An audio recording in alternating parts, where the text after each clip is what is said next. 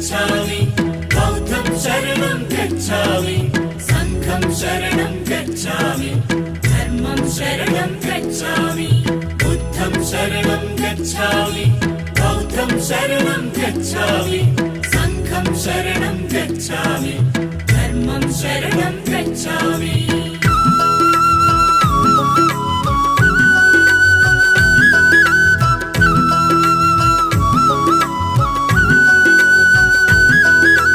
కపిలవస్తు నగరం ఇది శుద్ధోదన రాజ్యం